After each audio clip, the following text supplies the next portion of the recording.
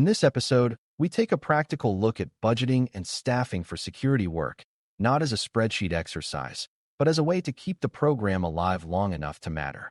Security improvements often start with urgency and enthusiasm, especially after an incident or a leadership push, but they fail quietly when the work becomes unsustainable. Sustainability is not just about money, because even a funded program can burn out people if expectations and workload are mismatched.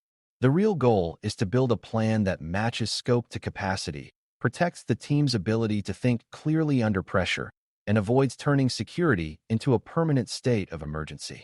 When budgeting and staffing are done well, security becomes routine, predictable, and steady, which is exactly what you want when the mission depends on reliable behavior. Beginners should see this as governance in action, because governance is about making decisions that hold up over time, not just making decisions that sound good in the moment. Before we continue, a quick note. This audio course is a companion to our course companion books. The first book is about the exam and provides detailed information on how to pass it best. The second book is a Kindle-only ebook that contains 1,000 flashcards that can be used on your mobile device or Kindle. Check them both out at DailyCyber.News in the Bare Metal Study Guide series. A useful starting point is understanding what you are actually paying for when you fund security, because money is often treated as if it buys safety directly.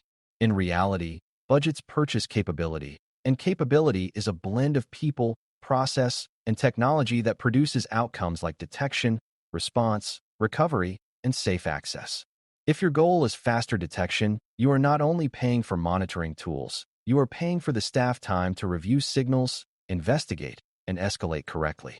If your goal is reliable recovery, you are paying for testing time, documentation, coordination, and the operational discipline to keep backups and restore procedures accurate. If your goal is better governance, you are paying for meetings, review cycles, and communication efforts that make policies usable instead of confusing.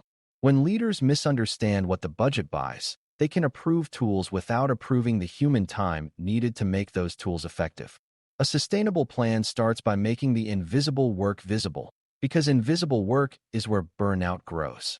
Staffing should be framed in terms of coverage and ownership rather than in terms of raw headcount, because one person can be extremely skilled and still be unable to cover the needs of a large or complex environment. Coverage includes normal work hours and after-hours realities, because incidents and outages do not schedule themselves around business calendars. Ownership includes who is responsible for each capability, like identity governance, incident triage, vulnerability prioritization, or third-party review. A common early mistake is assuming security is a single job where one person can do everything, but mature programs separate responsibilities so critical functions do not depend on one individual's memory. This is also where the concept of full-time equivalent, FTE, becomes useful, because it reminds you that partial effort across many tasks still adds up to real labor. If a capability requires sustained attention, it effectively consumes a portion of an FTE, even if it is distributed across multiple people. When you plan staffing using coverage, ownership, and FTE thinking, you create a more honest picture of capacity.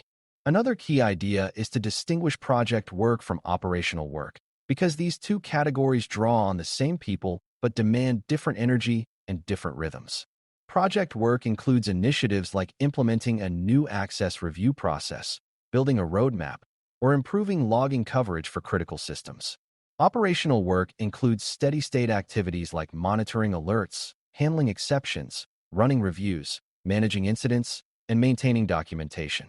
Many programs fail because they budget for projects and ignore operations, which means the program looks successful during implementation but collapses during maintenance. Operational work is where burnout hides, because it repeats, it is often urgent, and it is frequently interrupted by unexpected events. A sustainable plan deliberately reserves capacity for operations first, and then schedules project work within what remains. Beginners should learn that operational load tends to expand to fill available time. So if you do not reserve it, it will consume the space you thought you had for improvement work. Budgeting and staffing must therefore treat operations as a primary obligation, not a leftover. Workload modeling helps here. Even at a simple level, because it forces you to estimate how much time recurring tasks actually take. You do not need perfect numbers to improve planning, but you do need honest approximations that reflect reality rather than optimism. For example, if you plan to improve monitoring, you should estimate how many alerts or investigations will occur, how long a typical investigation takes, and how often escalation is needed.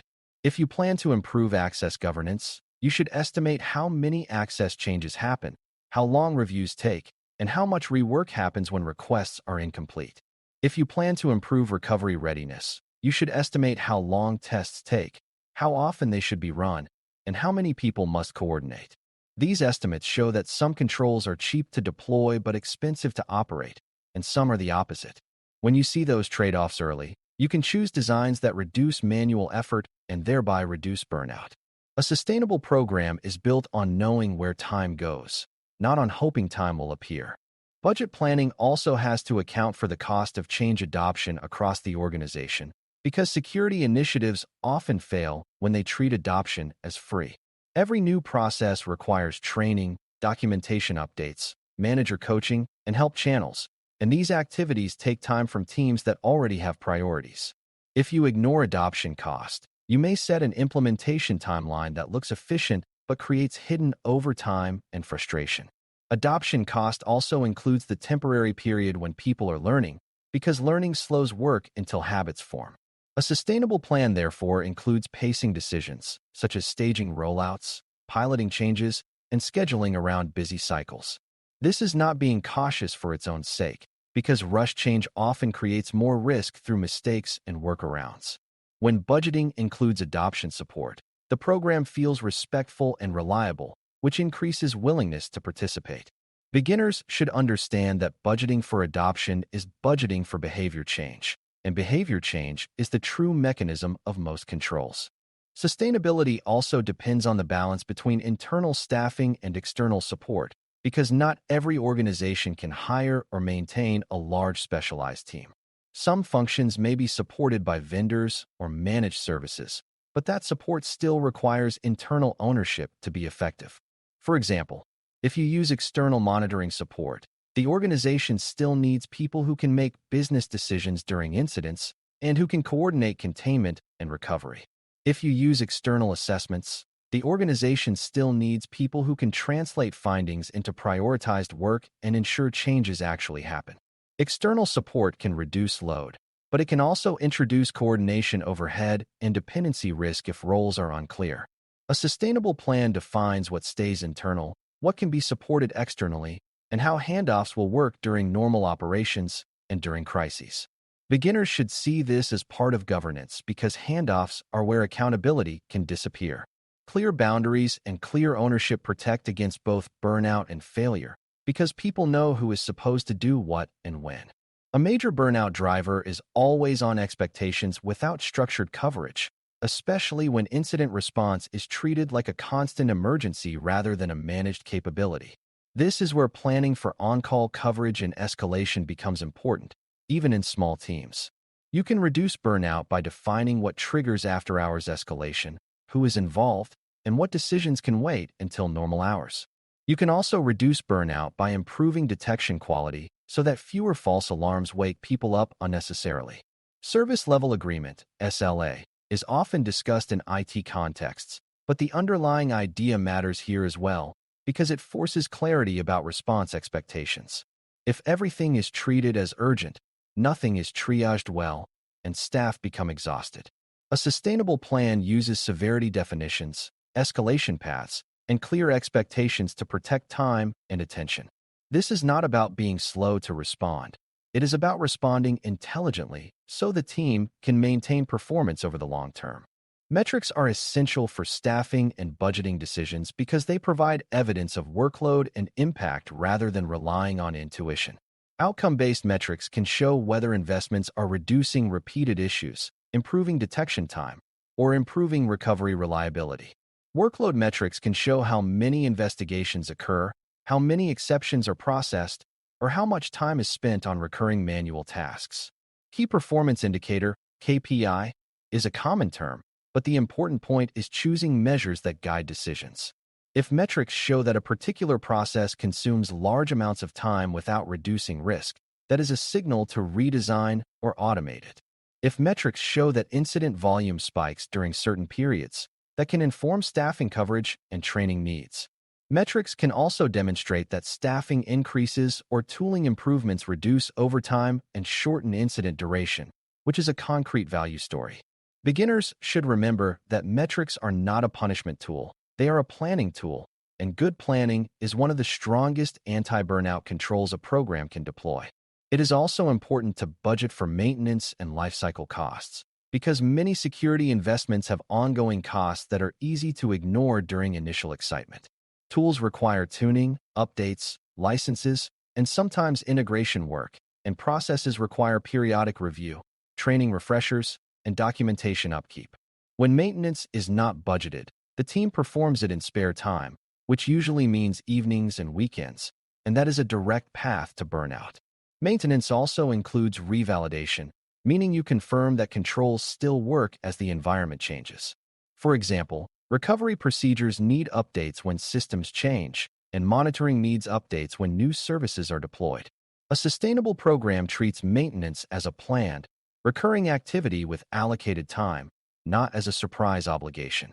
Beginners should understand that a control is only as good as its current accuracy, and accuracy decays naturally as systems evolve. Budgeting for maintenance protects control quality and protects people, which is why it is a governance responsibility rather than a technical detail. Another sustainability factor is role clarity and career development, because unclear roles and stagnant growth contribute to burnout even when workload is manageable. When people are unsure who owns a function, tasks bounce around, work is duplicated, and accountability becomes stressful. When people cannot see a path to developing skills and responsibilities, they may feel trapped in reactive work, which is emotionally draining. A sustainable staffing plan defines roles clearly and supports training so the team can share load and avoid single points of failure. It also spreads knowledge so incidents do not depend on one hero who can never take time off. For beginners, it is helpful to see that security work is both technical and human, and the human side includes motivation, learning, and teamwork. When staffing plans include training time and documentation time, they create room for maturity rather than constant firefighting. That room reduces burnout because it shifts the team from reacting to improving. Prioritization is tightly connected to sustainment because priorities determine what workload the program accepts and what workload it declines. If the program tries to address every risk at once, the team will be pulled in too many directions and will live in constant urgency. A sustainable plan chooses a small set of high-impact priorities and sequences them so foundational work reduces future effort. For example, improving identity processes can reduce investigation time by making account ownership clearer, and improving logging consistency can reduce time wasted on incomplete evidence. Priorities should also account for the organization's change capacity so teams are not asked to adopt too many new behaviors at once. When prioritization is disciplined, it becomes a protective boundary that prevents the program from becoming a dumping ground for every worry. Beginners should learn that saying no is sometimes a security control because it preserves the capacity needed to deliver the most important outcomes reliably. A program that does fewer things well is often safer than a program that does many things poorly. Communication with leadership is another key element of budgeting and staffing sustainability because leadership support often depends on ongoing clarity about what is being achieved and what is being protected. Leaders may see security as a cost unless they understand how investments reduce emergencies, reduce downtime, and reduce the chaos that disrupts the business. Clear reporting that connects staffing and budget to outcomes can help leaders see that sustainment is not optional overhead, but the cost of maintaining resilience. This is also where you can explain that burnout is a risk to the program, because burned out teams make mistakes, lose talent, and become unable to respond effectively during crises. When leaders understand that sustainable staffing is part of operational risk management, they are more likely to support it.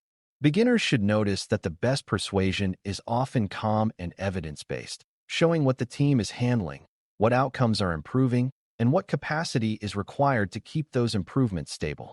This is not complaining, it is responsible governance communication. Planning budgeting and staffing to sustain execution without burnout is ultimately about designing a security program that can keep functioning when the initial motivation fades and when the environment changes. You make invisible work visible, distinguish projects from operations, model workload honestly, and budget for adoption and maintenance rather than pretending those costs do not exist. You define roles, build shared knowledge, and set realistic response expectations so the team is not trapped in constant urgency. You use metrics to guide staffing decisions and to prove that investments reduce risk and reduce chaos, which helps maintain executive support over time. Most importantly, you prioritize and sequence work so the program builds capacity instead of consuming it, because a program that consumes its people is not a strong program. For beginners, the central takeaway is that sustainability is a security outcome, not a comfort goal, because sustained execution is what keeps controls effective and keeps the organization safer year after year. When budgeting and staffing respect reality, the program can grow steadily, adapt calmly, and deliver the kind of dependable security that organizations actually need. Thanks for listening. For more audio courses, daily newsletters, and more, please visit DailyCyber.News.